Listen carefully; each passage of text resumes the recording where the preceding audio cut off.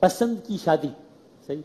تو کیا آپ لوگ اس کو انکریج کرتے ہیں کہ بھائی اگر ایک لڑکا یا لڑکی سن بلوغت تک یا ایسا تک پہنچ چکے ہیں جو اپنا فیصلہ کر سکتے ہیں اور زندگی انہوں نے گزارنی ہے تو ان کو یہ اختیار دینا چاہیے اور ماں باپ کو سمجھنا چاہیے، یا آپ کی رائے ہے کہ نہیں بچوں کو سمجھنا چاہیے کیونکہ ماں باپ ہمیشہ اچھا ہی سوچتے ہیں اور اس لیے ان کی رائے کو فوقیت دینی چاہیے؟ بالکل کرتا ہوں، بس اس میں عرض کرتا ہوں کہ ہماری فقہ حنفی کی روشنی میں جب لڑکی عاقلہ بالغہ ہو، ہاں، جب لڑکی کے لیے حکم ہے تو لڑکے کے لیے بدرجہ اولا ہوگا، تو والدین یا ولی کو ولایت اجبار حاصل نہیں ہے۔ ولایت مینز اختیار، اجبار مینز جبر کرنا۔ آپ مسلط نہیں کر سکتے، ان بچوں کو پیار محبت سے سمجھا سکتے ہیں، دلائل کی روشنی میں ان کے نقصان اور فائدے کو سمجھا سکتے ہیں، لیکن ولایت اجبار حاصل نہیں ہے۔ ایک بات تو یہ ضروری ہے۔ دوسری بات یہ ہے کہ اگر بچے کسی چیز کو لائک کر رہے ہیں اور آپ اس میں نقصان کا پہلو دیکھتے ہیں تو آپ پیار محبت سے سمجھائیں، اور اگر وہ صحیح جگہ پر اپنی رائے ظاہر کر رہے ہیں تو پھر اس کو انا کا مسئلہ نہ بنائیں۔ ماشاءاللہ ایک کنیز کو نبی کریم صلی اللہ علیہ وسلم کی خدمت میں پیش کیا گیا، یا رسول اللہ ہم اس کا نکاح ایک فلاں شخص کے ساتھ کرنا چاہتے ہیں جو بڑا اچھا مالدار ہے اور یہ کسی اور سے محبت رکھتی ہے جو غریب ہے، تو میرے آقا صلی اللہ علیہ وسلم نے جواب ارشاد فرمایا کہ ہم نے دو محبت کرنے والوں میں نکاح سے بہتر کوئی چیز نہیں پائی ہے۔ یہ کون کہہ رہے ہیں؟ ہمارے نبی ارشاد فرما رہے ہیں صلی اللہ علیہ وسلم۔ ہمارا دین بالکل فطرت کے عین مطابق ہے، ہمارا دین تسلط اور جبر کی تعلیم نہیں دیتا، لیکن اس کے ساتھ ساتھ ہم بچوں کو یہ سمجھاتے ہیں۔ بعض اوقات ہم اپنی جذباتیت میں سامنے والے کی پرتکلف گفتگو اور پرتکلف اس کے لائف سٹائل اور ہمارے اس کے رویے سے ہم متاثر ہو کر کہتے ہیں یہ ہمیشہ ایسے ہی ہوگا، لیکن یہ نہیں پتا کہ سامنے جو ابھی غصہ ضبط کر رہا ہے، جو ابھی آپ کو مطلب آئس کریمیں کھلا رہا ہے، یہ بڑا کنجوس بھی ہے اور غسیلہ بھی ہے۔ یہ بعد میں پتہ چلتا ہے جب شادی کے بعد ہوتا ہے، اسی لیے پھر میں تو اکثر یہ کیسز ہمارے پاس آتے رہتے ہیں، 3 مہینے میں طلاقیں ہوتی ہیں۔ وہ وجہ وہی ہوتی ہے کہ بس وہ ظاہر کو دیکھا، چند چیزوں کو دیکھ کر اس کی مکمل شخصیت کا اندازہ کر کے نا تجربہ کاری کی بنا پر اپنے والدین کے تجربے کو چیلنج دیتے ہوئے شادی کی اور نقصان ہوا۔ تو جانبین سے حضرت نے فرمایا نا اعتدال ہونا چاہیے، ماں باپ بھی نرم رویہ رکھیں، بچوں کو بھی ماں باپ کا ادب اور ان کی پسند ناپسند کو کچھ نہ کچھ ملحوظ رکھنا چاہیے، پھر درمیان راستہ انشاءاللہ بہت اچھا۔ بڑی بیلنسڈ اوپینین دی، زبردست۔ ایک اور موضوع کی طرف، جن جانوروں کا ہم گوشت کھاتے ہیں جیسے گائے ہے، بکری ہے، بیل ہے، اونٹ وغیرہ، کیا ان کا پیشاب پاک ہوتا ہے؟ دیکھیں فقہ حنفی کی روشنی میں ہر جانور کا پیشاب ناپاک ہی ہوتا ہے اور ان کا بھی ناپاک ہے۔ نبی کریم صلی اللہ علیہ وسلم نے واضح طور پہ ارشاد فرمایا استنزہوا من البول فإن عامۃ عذاب القبر منہ، پیشاب کی چھینٹوں سے بچو کیونکہ اکثر عذاب قبر اس کی وجہ سے ہی ہوتا ہے۔ اور اس میں فقہ حنفی کی روشنی میں سرکار نے کوئی قید نہیں لگائی کہ انسان ہو یا پالتو جانور ہوں یا جنگلی جانور ہوں، سب کے پیشاب کو ناپاک قرار دیا، لہٰذا ہمارے نزدیک ہر قسم کا پیشاب ناپاک ہے۔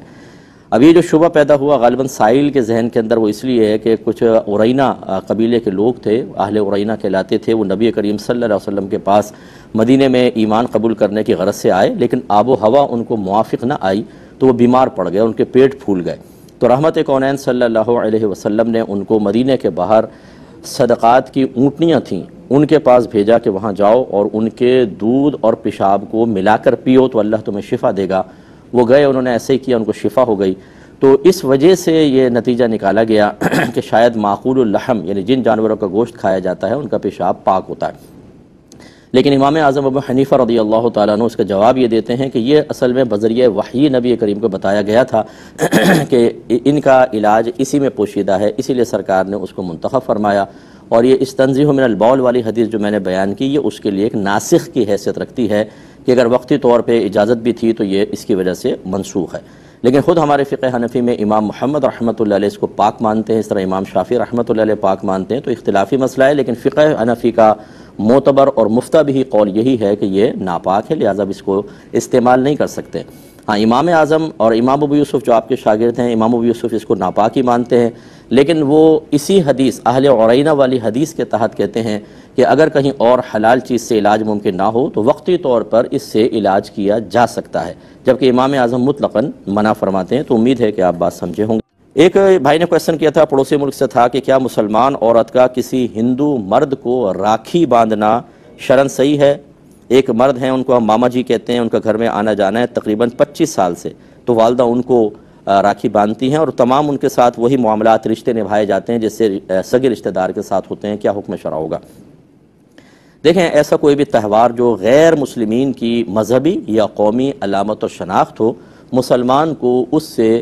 بچنے کا حکم ہے، نفرت کر کے نہیں، کسی سے مطلب کراہت کر کے نہیں، وہ ٹھیک ہے، ہر مذہب کی اپنی اپنی شناخت ہوتی ہے، کوئی اپنے قومی معاملات کر رہا ہے، مذہبی معاملات کر رہا ہے، وہ اس کو بالکل اختیار حاصل ہے، لیکن مسلمان کو اپنے اسلامی تشخص کو برقرار رکھنے کی ضرورت ہے۔ اور اسلام اس نظر سے دیکھتا ہے کہ اگر ایک چیز کو آپ اختیار کر لیتے ہیں جو کسی دوسری قوم کی قومی یا مذہبی علامت ہے، تو آپ نے کس نیت سے کیا، بعد والی نسلوں کو کچھ پتہ نہیں چلے گا، اور پھر وہ چیزیں داخل ہوتی رہیں گی، بعد والے لوگ الگ نیتوں کے ساتھ اس کو اختیار کریں گے، اور پھر اسلام باقی نہیں رہے گا، کیونکہ اس میں گڑبڑ ہو جائے گا، اور ہو سکتا ہے کہ پھر عقائد کے اعتبار سے بھی ایسی خرابیاں اس میں داخل ہو جائیں کہ جس کے بعد انسان کا ایمان ہی محفوظ نہ رہے۔ تو اس لیے شرعاً یہ بالکل جائز نہیں ہے۔ اور دوسری بات یہ ہے کہ ایک مسلمان عورت کسی اجنبی مسلمان مرد کو اگر یہ کہے کہ میرا بھائی ہے، تو اس سے وہ بھائی نہیں ہو جاتا، اس کا گھر میں آنا جانا منع ہے، چاہے جائے کہ غیر مسلم کے بارے میں ایسا کہنا، اور پھر 25 سال سے وہ آ رہا جا رہا ہے، اور باندھتے ہوئے ہاتھ بھی ٹچ ہوتا ہوگا، پھر گھر میں آنا، بچیاں بھی ہوتی ہوں گی، نامحرم کے مسائل شرعاً بالکل درست نہیں ہے۔ اللہ تعالیٰ آپ کی والدہ کو ہدایت عطا فرمائے، انہیں موت سے پہلے توبہ کی توفیق عطا فرمائے، لیکن بچوں کو چاہیے کہ بدتمیزی نہ کریں، لیکن اپنے قریبی کسی اچھے دارالعلوم سے اس پر فتویٰ لے لیں، ریٹن فتویٰ لے کر ماں باپ کو دکھائیں، ان کو کہیں کہ بھئی یہ مناسب نہیں ہے، اس سلسلے کو اب ختم ہونا چاہیے۔ یہ کہتے ہیں کہ کسی صحیح حدیث کو غلطی سے مذاق میں لے لینا، جبکہ مذاق کرنے والے کو علم نہ ہو تو کیا، اور بے ادبی کی نیت بھی نہیں ہے تو کیا حکم شرع ہوگا؟ دیکھیں، جب کسی چیز کا تعلق دین کے ساتھ ہوتا ہے کہ نبی کریم صلی اللہ علیہ وسلم، جب کوئی فرض کر لے سرکار کی طرف نسبت بھی نہیں کی، کوئی بات بیان فرمائی کہ دین میں یہ ہے، تو اس کا مذاق اڑانے کا کیا مطلب ہے؟ کوشش یہ کرنی چاہیے کہ پہلے اس بات کی تصدیق کر لی جائے کہ یہ قرآن کا یا حدیث کا کوئی مضمون تو نہیں ہے۔ اب اگرچہ اگر کسی کو معلوم نہیں تھا، کسی نے کوئی حدیث میں بات بیان کی اور سرکار کی طرف اس کو منسوب نہیں کیا، اور سامنے والے نے اپنی عقل کے اعتبار سے سمجھا کہ یہ بات کہاں ہو سکتی ہے اور اس نے اس طرح کر دیا، تو بہرحال پھر بھی کلام رسول کے ساتھ تو مذاق کیا، اگرچہ دانستہ نہیں ہے، تو بہرحال ایک بے ادبی کا پہلو ضرور ہے۔ اللہ تعالیٰ کی بارگاہ میں توبہ کریں اور احتیاطاً تجدید ایمان، تجدید نکاح کر لیں۔ اس میں ہم کفر کا حکم تو نہیں دیں گے، لیکن بہرحال بے ادبی ضرور ہے۔ ہاں، اگر وہ نبی کریم کے حدیث کو سمجھ جاتا، بتاتے کہ نبی کریم کی حدیث ہے، اور ہو بھی وہ جھوٹی حدیث نہ ہو، اب چاہے وہ ضعیف کے درجے میں کیوں نہ ہو، اس کا مذاق اڑانا، نبی کریم کے کلام کا مذاق اڑانا، یہ اصل میں وحی الہی کا مذاق اڑانا ہے۔ کیونکہ اچھی طرح یاد رکھیں کہ اللہ تعالیٰ نے جب اپنے حبیب کو پیغام بھجوایا، تو اگر وہ مفہوم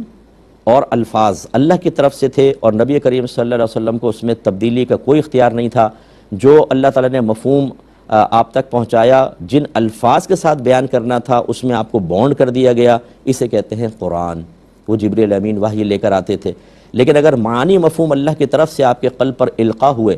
الفاظ کے انتخاب میں آپ کو اختیار دے دیا گیا، اسے کہتے ہیں حدیث۔